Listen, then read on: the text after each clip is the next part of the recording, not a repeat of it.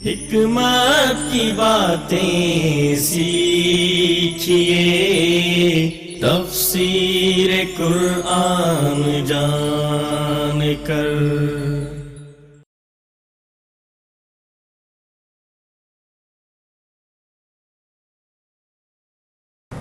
مومن اپنے ایمان کے مطابق اللہ تعالیٰ پر توکل کرتا ہے۔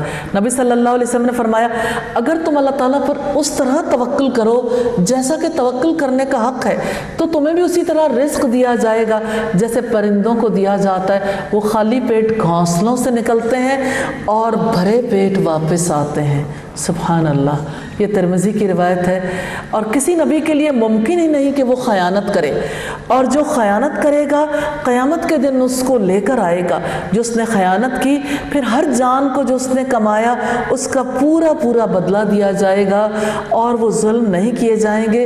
ابن عباس فرماتے ہیں یہ آیت کسی نبی کے لیے لائق نہیں، ایک سرخ چادر کے بارے میں نازل ہوئی جو بدر کے دن مال غنیمت سے گم پائی گئی تھی۔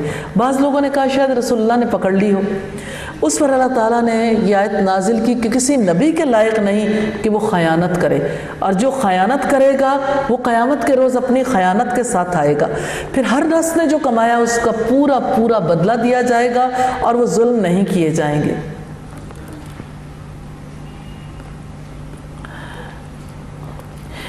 تو کیا جو شخص اللہ تعالیٰ کی رضامندی کے پیچھے چلا اس کی مانند ہے جو اللہ تعالیٰ کی ناراضگی کے ساتھ لوٹا اور اس کا ٹھکانہ جہنم ہے، اور وہ بہت ہی برا ٹھکانہ ہے۔ دو طرح کے لوگ کبھی برابر نہیں ہو سکتے، نہ اللہ کے یہاں برابر ہو سکتے ہیں، اگر لوگ برابر قرار دیں تب بھی دونوں برابر نہیں ہیں۔ رب العزت نے فرمایا ام نجعل الذین آمنوا وعملوا الصالحات کالمفسدین فی الارض، کیا ہم ان لوگوں کو جو ایمان لائے جنہوں نے نیک عمل کیے زمین میں فساد پھیلانے والوں کی طرح کر دیں؟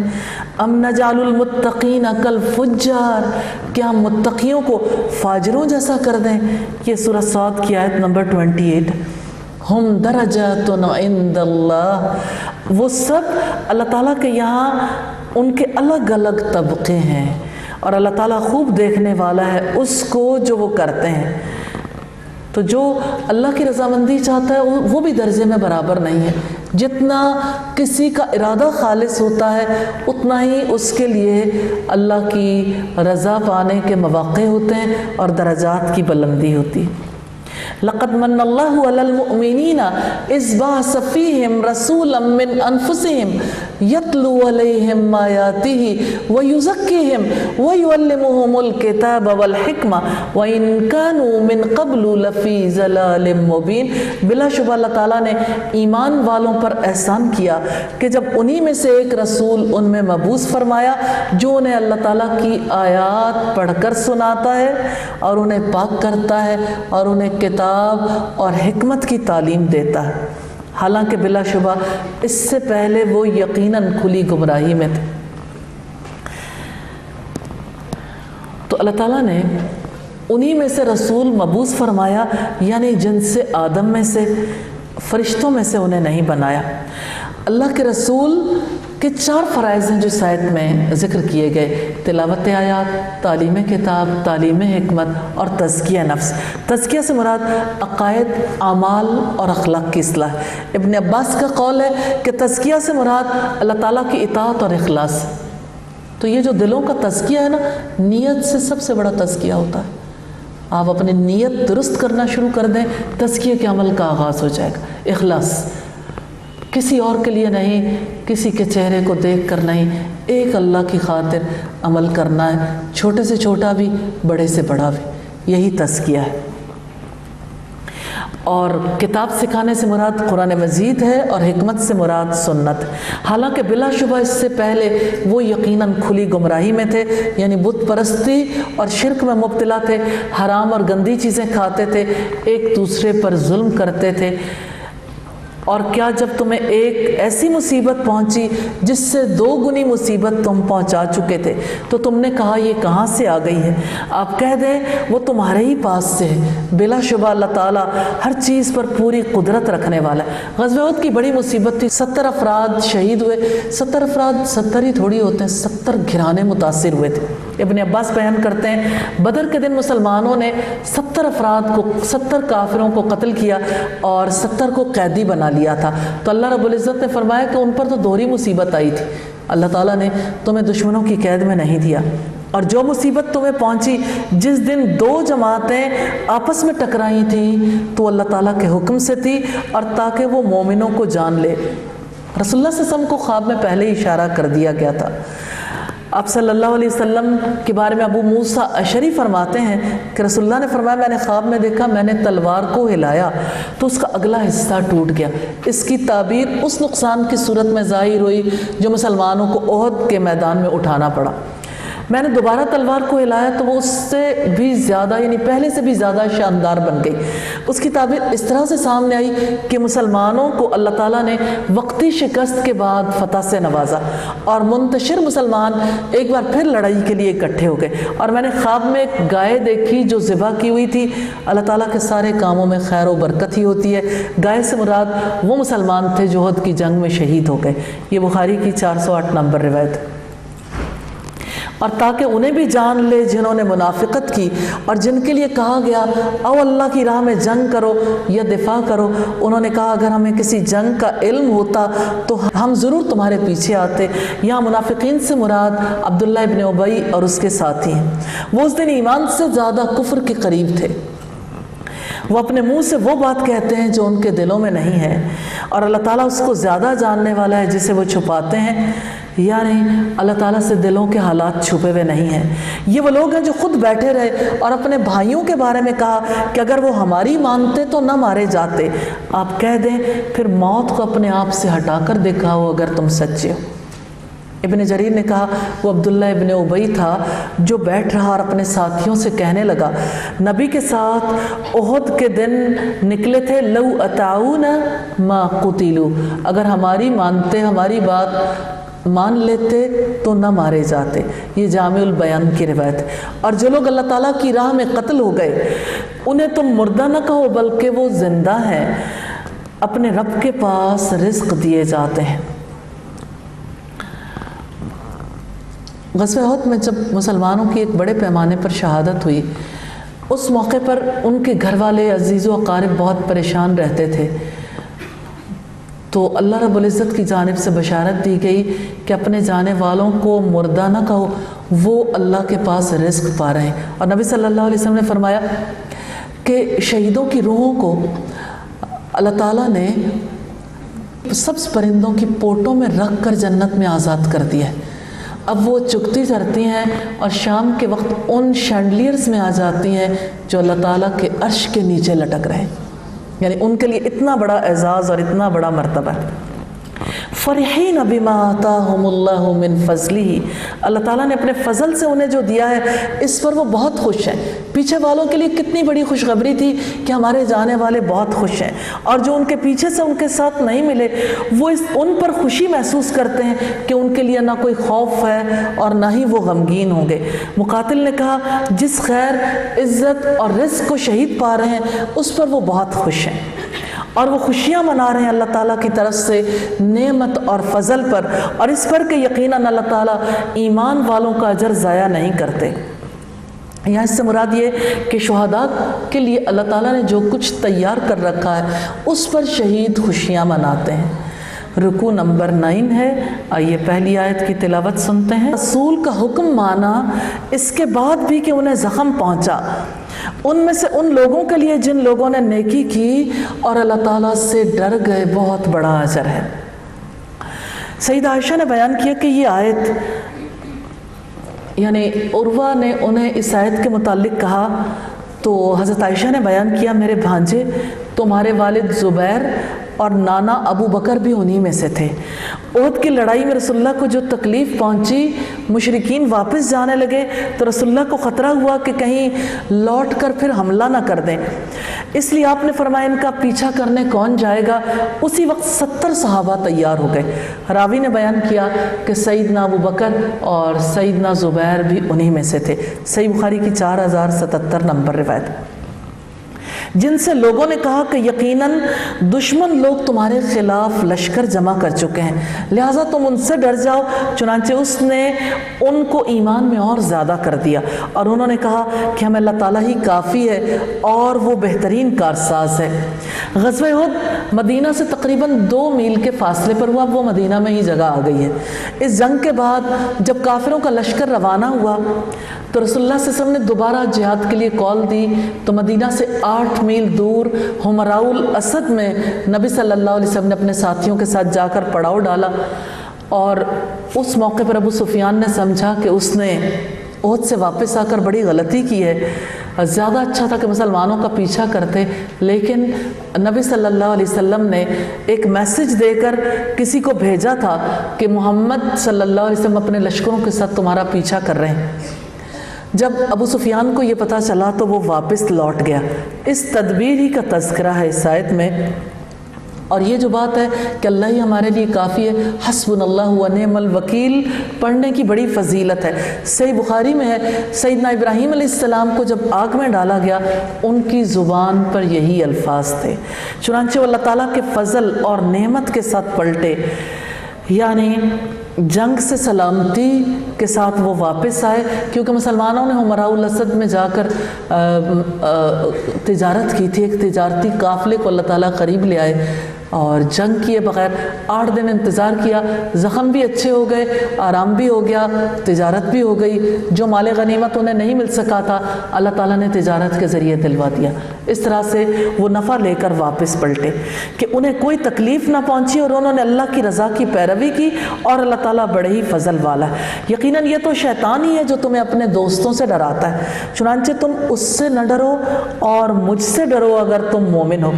اس آیت کریمہ سے یہ پتہ چلتا ہے کہ اللہ کا خوف واجب ہے، اللہ تعالیٰ نے خود اپنا خوف اختیار کرنے کا حکم دیا ہے، تو اللہ تعالیٰ کا خوف لوازم ایمان میں شامل ہے۔ حکمت کی باتیں سیکھیے، تفسیر قرآن جان کر، حکمت کی باتیں سیکھیے، تفسیر قرآن جان کر۔ اور وہ آپ کو غم نہ پہنچائیں جو کفر میں جلدی کرتے ہیں، بلا شبہ وہ اللہ تعالیٰ کو ہرگز کوئی نقصان نہیں پہنچا سکتے۔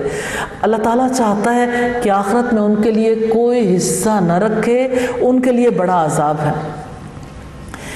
تو وہ لوگ جو کفر کی راہ میں جلدی کرتے ہیں اللہ کو کوئی نقصان نہیں پہنچا سکتے، یعنی کفر کے لیے اپنے سارے ذرائع، اپنی ساری قوتیں، اپنا وقت، اپنی فکر، اپنا سب کچھ لگا دیتے ہیں۔ کیا آج ایسا نہیں ہے کہ اسلام کی بجائے کفر کو، اسلام کی بجائے باطل نظام کو پروموٹ کرنے کے لیے، ان کے لائف سٹائل کو پروموٹ کرنے کے لیے ہمارا تھنک ٹینک کام نہیں کر رہا؟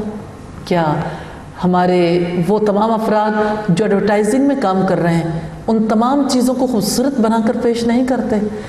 اس آئیڈیالوجی، اس نظریے کو ہمارے میڈیا کے لوگ کس طرح سے اس تہذیب کو پورے طور پر لوگوں کے اندر راسخ کرنے کے لیے اپنا کردار ادا نہیں کر رہے؟ تو کفر کی راہ میں تیزگامی دکھانے سے مراد یہ ہے کہ اس پوری تہذیب پر عمل پیرا ہونے کے لیے، کافرانہ تہذیب پر عمل پیرا ہونے کے لیے اپنا حصہ پورے طریقے سے ڈال دیں۔ پھر قلم کار لکھتے ہیں، شاعر شاعری کرتے ہیں، جو میڈیا کے افراد ہیں وہ ایسی موویز، ایسے ڈرامے بناتے ہیں، اور جو ایڈورٹائزنگ کے افراد ہیں وہ اس کو اور زیادہ خوبصورت بنا کر سب کے سامنے لے کر آتے ہیں، اور اس طرح پوری سوسائٹی میں کفر رواج پا جاتا ہے۔ یوں ہی تو ہماری جنریشن اسلام سے نہیں بھاگی، بھگانے والوں نے اپنی اپنی جگہ بڑا کردار ادا کیا، اور اب تو ان کے ساتھ اساتذہ بھی شامل ہیں، ہماری ٹیکسٹ بکس بھی شامل ہیں، ہمارے وہ سارے ذرائع جن کی وجہ سے اسلام کو زیادہ خوبصورت انداز میں پیش کیا جا سکتا تھا، وہ سارے کے سارے ذرائع کس طرح سے کافرانہ لائف سٹائل کو پروموٹ کرنے کے لیے اپنا حصہ ڈال رہے ہیں۔ رسول اللہ صلی اللہ علیہ وسلم کی شدید تمنا تھی کہ کافر بھی مسلمان ہو جائیں۔ ان کے جھٹلانے سے آپ کو غم ہوتا تھا، اس پر اللہ تعالیٰ نے آپ کو تسلی دی۔ یقیناً جن لوگوں نے ایمان کے بدلے میں کفر خریدا ہے وہ اللہ کو ہرگز کوئی نقصان نہیں پہنچائیں گے اور ان کے لیے دردناک عذاب ہے۔ اور جن لوگوں نے کفر کیا ہے وہ ہرگز یہ گمان نہ کریں کہ یقیناً ہم انہیں جو مہلت دے رہے ہیں وہ ان کے لیے بہتر ہے، ہم انہیں اسی لیے مہلت دے رہے ہیں تاکہ وہ گناہ میں اور زیادہ بڑھ جائیں اور ان کے لیے رسوا کن عذاب ہے۔ مہلت سے مراد ہے زندگی میں کفر اور کافرانہ کاموں کے کرنے کی مہلت۔ کافروں کو لمبی زندگی جو مل رہی ہے ان کے حال پر انہیں چھوڑا جا رہا ہے اور زیادہ اس میدان میں پستی اختیار کرنے کے لیے۔ اللہ تعالیٰ ایسا نہیں ہے کہ وہ مومنوں کو اسی حالت پر چھوڑ دے جس پر تم ہو، یہاں تک کہ وہ ناپاک کو پاک سے الگ نہ کر دے، اور کبھی ایسا نہیں ہے کہ اللہ تعالیٰ تمہیں غیب کی اطلاع کر دے، لیکن اللہ تعالیٰ اپنے رسولوں میں سے جس کو چاہتا ہے منتخب کرتا ہے۔ چنانچہ تم اللہ پر، اس کے رسولوں پر ایمان لاؤ، اگر تم ایمان لاؤ متقی بنو تو تمہارے لیے بہت بڑا اجر ہے۔ اور جو لوگ بخل کرتے ہیں اس میں جو اللہ تعالیٰ نے انہیں اپنے فضل سے دیا ہے وہ ہرگز گمان نہ کریں کہ ان کے لیے وہ بہتر ہے، بلکہ ان کے لیے وہ بہت ہی برا ہے۔ جلدی قیامت کے دن انہیں اس کا طوق پہنایا جائے گا۔ کتنا مال ہے جو بخیلی کی وجہ سے رکھ لیا جاتا ہے۔ جو انہوں نے بخل کیا اس کے بدلے میں قیامت کے دن انہیں طوق پہنایا جائے گا۔ آسمانوں اور زمین کی میراث اللہ تعالیٰ کے لیے، اور جو بھی تم کرتے ہو اللہ تعالیٰ اس سے پوری طرح باخبر ہے۔ جمہور مفسرین نے کہا کہ یہ آیت مانعین زکوٰۃ کے بارے میں، ابن عباس نے کہا کہ یہ یہودی علماء کے لیے ہے جنہوں نے بخل کی وجہ سے محمد صلی اللہ علیہ وسلم کی صفات کو چھپایا۔ نبی صلی اللہ علیہ وسلم نے فرمایا سخی شخص اللہ سے قریب ہے، جنت کے قریب ہے، لوگوں سے بھی قریب ہے اور دوزخ سے دور ہے، اور بخیل انسان اللہ سے بھی دور ہے، جنت سے بھی دور ہے، لوگوں سے بھی دور ہے، جہنم کے قریب ہے۔ استغفر اللہ۔ بلا شبہ ایک بے علم سخی اللہ تعالیٰ کو عبادت گزار بخیل سے زیادہ پسند ہے۔ نبی صلی اللہ علیہ وسلم دعا کرتے تھے اللہم انی اعوذ بک من البخل، کہ اللہ میں آپ کی پناہ مانگتا ہوں بخل سے، واعوذ بک من الجبن، اور میں پناہ مانگتا ہوں بزدلی سے۔ اور آپ ارذل عمر سے بھی اللہ کی پناہ مانگا کرتے تھے۔ رکوع نمبر 10 ہے، آئیے پہلی آیت کی تلاوت سے۔ اللہ قرضا حسنا، کون ہے جو اللہ کو قرض حسنہ دے سو وہ اس کو بڑھا چڑھا کر اس کے لیے کئی گنا کر دے، اور اللہ ہی تنگی اور کشادگی پیدا کرتا ہے۔ تو یہودیوں نے اس پر کہا اے محمد تمہارا رب فقیر ہو گیا، ہم سے قرضے مانگتا ہے، نعوذ باللہ۔ اس پر اللہ تعالیٰ نے یہ آیت نازل فرمائی۔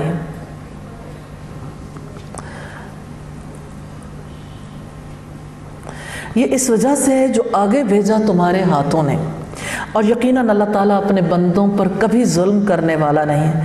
اللہ تعالیٰ مجرموں، متقیوں اور کافروں کو ایک مقام اور مرتبہ نہیں دے گا، ہر ایک کا اپنے اعمال کے اعتبار سے درجہ ہوگا۔ جن لوگوں نے کہا اللہ تعالیٰ نے یقیناً ہمیں حکم دیا ہے کہ ہم کسی رسول پر اس وقت تک ایمان نہ لائیں یہاں تک کہ وہ ہمارے سامنے ایسی قربانی لائے جسے آگ کھا لے، آپ کہہ دیں کہ مجھ سے پہلے رسول بھی تمہارے پاس واضح دلیلیں اور وہ کچھ بھی لا چکے ہیں جو تم نے کہا، پھر تم نے انہیں قتل کیوں کیا اگر تم واقعتاً سچے تھے۔ ایک گروہ رسول اللہ کے پاس آیا تھا تو انہوں نے آپ سے کہا، جن میں کعب بن اشرف وغیرہ شامل تھے، مالک بن سیف وغیرہ، انہوں نے کہا تھا کہ اگر آپ اللہ کے رسول ہو اور آپ پر اللہ تعالیٰ نے وحی کی ہے تو اللہ تعالیٰ نے تو ہم سے عہد لیا تھا کہ ہم کسی رسول پر ایمان نہیں لائیں گے جب تک کہ کوئی قربانی کو آگ کھانے کے لیے نہ آئے، تو آپ ایسا معجزہ لے آئیں ہم آپ کی تصدیق کر دیں گے۔ اس پر یہ آیت نازل ہوئی کہ پہلے بھی تو معجزات آتے رہے، اس وقت کیوں تم ان نبیوں پر ایمان نہ لائے؟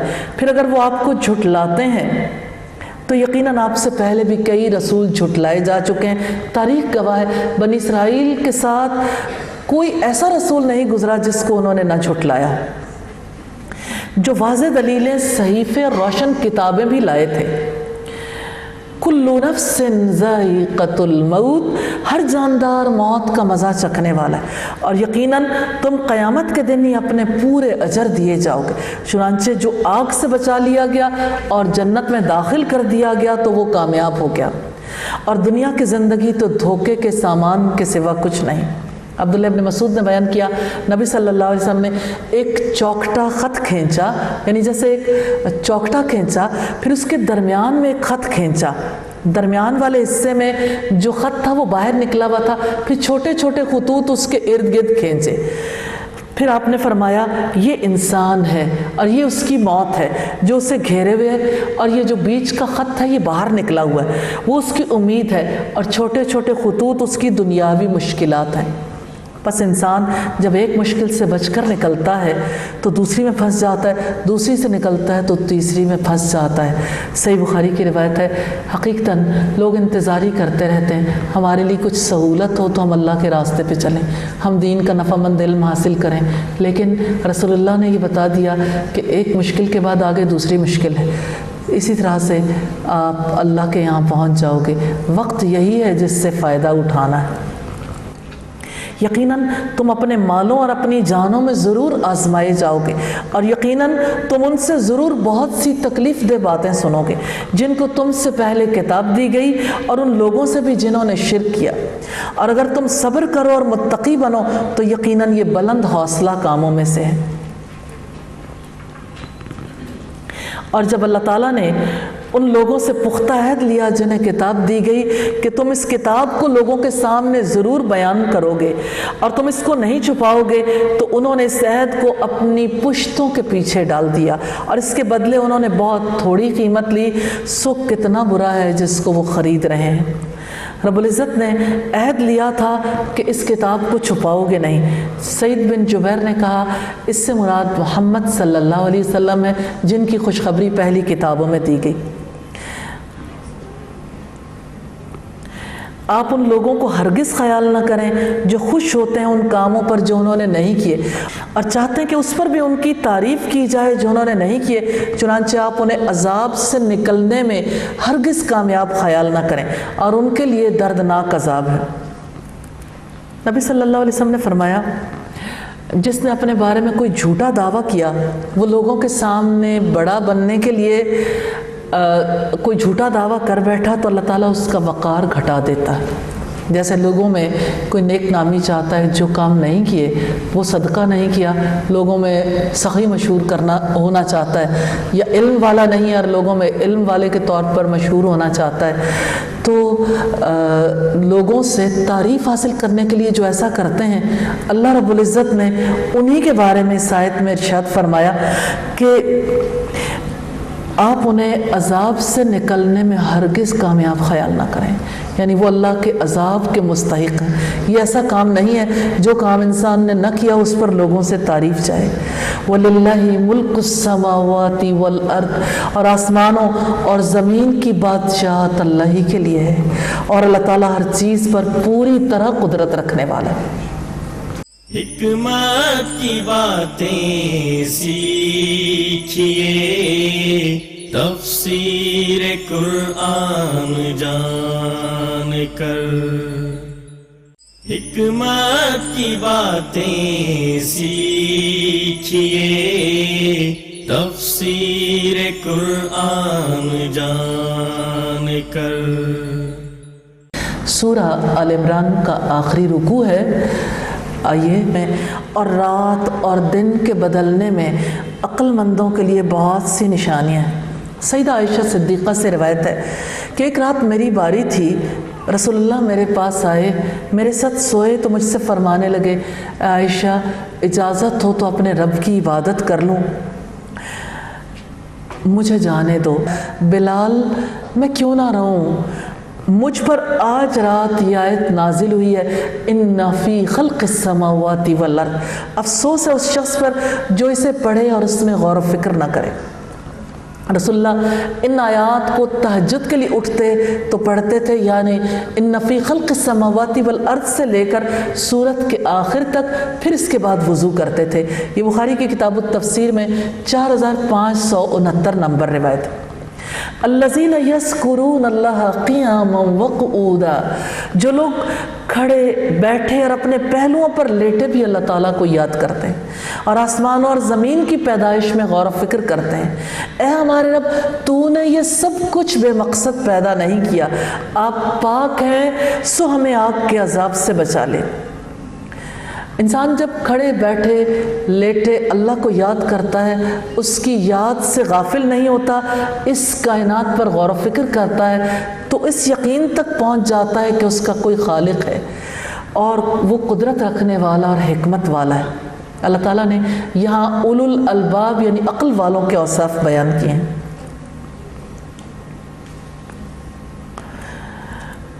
ربنا انک من تدخل النار فقد اخزیتہ وما للظالمین من انصار، اے ہمارے رب، بے شک جس کو تو نے آگ میں ڈالا اس کو تو نے واقعی رسوا کر دیا، اور ظالموں کے لیے کوئی مددگار نہیں ہے۔ ربنا اننا سمعنا منادیا ینادی للایمان، اے ہمارے رب، بے شک ہم نے ایک پکارنے والے کو سنا جو ایمان کے لیے پکار رہا تھا، ان آمنوا بربکم فآمنا، یہ کہ تم اپنے رب پر ایمان لے آؤ تو ہم ایمان لے آئے۔ ربنا فاغفر لنا ذنوبنا وکفر عنا سیئاتنا وتوفنا مع الابرار، اے ہمارے رب، ہمارے گناہ بخش دے، ہماری برائیاں ہم سے دور فرما، اور ہمیں نیک لوگوں کے ساتھ فوت کرنا۔ یہ جو پکارنے والے نے پکارا، منادی سے مراد نبی کریم صلی اللہ علیہ وسلم ہے، جنہوں نے تندہی کے ساتھ اسلام کی دعوت دی۔ اور ہماری برائیاں ہم سے دور فرما، اس سے مراد کبیرہ گناہ بھی ہیں اور صغیرہ گناہ بھی۔ ربنا وآتنا ما وعدتنا على رسلك ولا تخزنا يوم القيامة انك لا تخلف الميعاد، اے ہمارے رب، جو وعدہ تو نے اپنے رسولوں کی زبانی کیا ہمیں وہ عطا فرما۔ اللہ تعالیٰ نے ان لوگوں کے لیے جو ایمان لائے، جنہوں نے نیک عمل کیے، یہ وعدہ کیا کہ ان کو ضرور بضرور زمین میں جانشیں بنائے گا، جیسا کہ ان سے پہلے لوگوں کو جانشیں بنایا۔ یہ سورہ نور کی آیت نمبر 55 ہے۔ قیامت کے دن ہمیں رسوا نہ کرنا، بلا شبہ تو اپنے وعدے کے خلاف نہیں کرتا۔ فاستجاب لهم ربهم، چنانچہ ان کے رب نے ان کی دعا قبول فرمائی کہ بے شک تم میں سے کسی عمل کرنے والے کا عمل ضائع نہیں کروں گا، مرد ہو یا عورت، تم سب ایک دوسرے سے ہی ہو۔ تو جن لوگوں نے ہجرت کی اور جو اپنے گھروں سے نکالے گئے اور میری راہ میں تکلیف دیے گئے اور انہوں نے جنگ کی اور قتل کر دیے گئے، تو یقیناً میں ضرور ان کی برائیاں دور کر دوں گا، اور یقیناً میں ضرور انہیں باغات میں داخل کروں گا جن کے نیچے نہریں جاری ہوں گی۔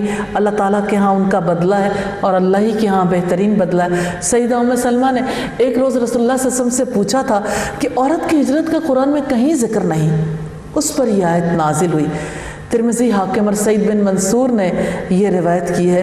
اسی طرح سیدہ ام سلمہ نے ایک بار رسول اللہ سے پوچھا تھا کہ اللہ کے رسول، ہجرت کرتے ہوئے اللہ تعالیٰ نے کہیں عورتوں کا نام نہیں لیا، تو اللہ تعالیٰ نے یہ آیت نازل فرمائی، انی لا اوزی عمل عامل منکم من ذکر او انثی، مرد ہو یا عورت، میں کسی کا اجر ضائع نہیں کرتا، تم میں سے بعض میں سے ہیں۔ تو بات ہے اللہ تعالیٰ کی رحمت اور اس کے عدل کی۔ اور جن لوگوں نے کفر کیا، ان کا شہروں میں چلنا پھرنا آپ کو ہرگز دھوکے میں نہ ڈالے۔ چلنے پھرنے سے مراد تجارت کرنا ہے، ایک شہر سے دوسرے شہر اور ایک ملک سے دوسرے ملک میں جانا ہے۔ متاع قلیل، بہت ہی تھوڑا فائدہ ہے، پھر ان کا ٹھکانہ جہنم ہوگا اور وہ بہت ہی برا بچھونا ہے۔ لیکن جو لوگ اپنے رب سے ڈر گئے، ان کے لیے باغات ہیں جن کے نیچے نہریں جاری ہوں گی۔ اس میں ہمیشہ رہنے والے ہیں. یہ اللہ تعالیٰ کی جانب سے میزبانی ہے، اور جو اللہ تعالیٰ کے پاس ہے وہ نیک لوگوں کے لیے بہت ہی بہتر ہے. سیدنا ابو ہریرہ سے روایت ہے، رسول اللہ صلی اللہ علیہ وسلم نے فرمایا، اللہ تعالیٰ کا ارشاد ہے کہ میں نے اپنے صالح اور نیک بندوں کے لیے وہ چیزیں تیار کر رکھی ہیں جنہیں کسی آنکھ نے دیکھا، نہ کسی کان نے سنا، نہ کسی کے گمان اور خیال میں آئی ہیں. سیدنا ابو ہریرہ نے کہا، اگر چاہو تو اس آیت کو پڑھ لو، سو کسی کو معلوم نہیں جو سامان آنکھوں کی ٹھنڈک کا ان کے لیے جنت میں چھپا کر رکھا گیا. یہ بخاری کی 4780 نمبر روایت ہے. اور بے شک اہل کتاب میں سے ایسے بھی ہیں جو یقیناً ایمان رکھتے ہیں اللہ تعالیٰ پر اور اس چیز پر جو تمہاری طرف نازل کی گئی ہے، اور جو ان کی طرف نازل کی گئی ہے وہ اللہ تعالیٰ کے لیے خشوع کرنے والے ہیں. اللہ تعالیٰ کی آیات کے بدلے تھوڑی قیمت نہیں خریدتے. یہی لوگ ہیں جن کا اجر ان کے رب کے پاس ہے. بلا شبہ اللہ تعالیٰ بہت جلد حساب لینے والا ہے. یا ایھا الذین آمنوا اصبروا وصابروا ورابطوا واتقوا اللہ لعلکم تفلحون. اے لوگو جو ایمان لائے ہو، صبر کرو اور مقابلے میں جمے رہو اور مورچوں میں ڈٹے رہو اور اللہ سے ڈر جاؤ تاکہ تم کامیاب ہو جاؤ. سعید بن جبیر نے کہا صبر سے مراد فرائض پر صبر ہے، اور اسی طرح قتادہ نے کہا اس سے مراد حق پر صبر ہے، اللہ کی اطاعت پر صبر ہے. ورابطو، قتادہ نے کہا اللہ کے راستے میں مورچوں پر ڈٹے رہنا، اس سے مراد ہے جنگ کے میدان میں ہر وقت چوکنا رہنا، جہاد کے لیے تیار رہنا، یہی مرابطہ ہے. رباط کی بڑی فضیلت ہے. سال بن ساعدی نے بیان کیا کہ رسول اللہ نے فرمایا، اللہ کے راستے میں دشمن سے ملی ہوئی سرحد پر ایک دن کا پہرا دینا دنیا و ما فیہا سے بڑھ کر ہے. یہ بخاری کی 2892 نمبر روایت ہے. اللہ کے پاک نام سے سورہ النساء کا آغاز کرتے ہیں. مدینہ میں نازل ہوئی یہ سورت 176 آیات اور 24 رکوع ہیں. یہ قرآن کریم میں چوتھے نمبر پر ہے. نزولی ترتیب کے اعتبار سے 92 نمبر پر ہے. سورہ النساء کی فضیلت کے حوالے سے ابن مسعود فرماتے ہیں، مجھے سورہ النساء کی 5 آیات دنیا و ما فیہا سے زیادہ محبوب ہیں. سیدہ عائشہ سے روایت ہے، نبی صلی اللہ علیہ وسلم نے فرمایا جس نے 7 آیات لے لی وہ عالم ہے. سیدنا ابن عباس فرماتے ہیں اس امت کے لیے سورہ النساء کی 8 آیتیں ان تمام چیزوں سے جن پر سورج نکلتا ہے اور ڈوبتا ہے بہتر ہے. اور ان میں 5 تو وہ آیات ہیں جو دوسرے صحابیوں نے بھی بتائیں، اور 3 آیات ہیں یرید اللہ لیبین لکم واللہ یرید ان یتوب علیکم اور یرید اللہ ان یخفف عنکم. یہ ابن جریر کی روایت ہے. ابن عباس نے فرمایا مجھ سے سورہ النساء کے بارے میں پوچھو، میں نے بچپن میں یہ قرآن پڑھ لیا تھا. سبحان اللہ. اللہ تعالیٰ ہمیں بھی اپنے بچوں کو ابتدائی عمر میں قرآن پڑھانے اور سمجھانے کی توفیق عطا فرمائے. آئیے سورہ النساء کا پہلا اور پارے کا 12واں رکوع دیکھتے ہیں. پہلی آیت کی تلاوت سنیں گے. ایک جان سے پیدا کیا اور اسی سے اس کی بیوی پیدا کی، اور اس نے ان دونوں سے بہت سے مرد اور عورتیں پھیلا دیے. اور اللہ تعالیٰ سے ڈر کر رہو جس کے واسطے سے تم ایک دوسرے سے سوال کرتے ہو، اور رشتہ داری کو بگاڑنے سے بھی ڈرو. بلا شبہ اللہ تعالیٰ تم پر ہمیشہ سے پورا نگہبان ہے. ابن عباس فرماتے ہیں چونکہ عورت مرد سے پیدا ہوئی اس لیے عورت کی رغبت مرد کی طرف ہوتی ہے، اور مرد مٹی سے بنا ہے اس لیے اس کی رغبت زمین کی طرف ہوتی ہے. اس لیے تم اپنی عورتوں کو روک کے رکھو. اللہ تعالیٰ سے ڈر کر رہو جس کے واسطے سے تم ایک دوسرے سے سوال کرتے ہو، اور رشتہ داری کو بگاڑنے سے بھی ڈرو. لوگ جب ایک دوسرے سے کہتے ہیں کہ میں آپ سے فلاں چیز چاہتا ہوں، سوال کرتا ہوں، فلاں کام کر دو، تو اس آیت میں اللہ کی عظمت جاگزی ہے جو اس بات کا تقاضا کرتی ہے کہ کسی ایسے شخص کا سوال رد، یقیناً وہ ہمیشہ سے بہت ہی بڑا گناہ ہے. یتیمی کا تعلق بلوغت سے پہلے تک ہے. سال بن سعد سے روایت ہے رسول اللہ صلی اللہ علیہ وسلم نے فرمایا میں اور یتیم کی کفالت کرنے والا جنت میں ہوں گے. آپ نے اپنی شہادت کی انگلی اور درمیانی انگلی کو ملا کر بتایا. بخاری کی 6005 نمبر روایت.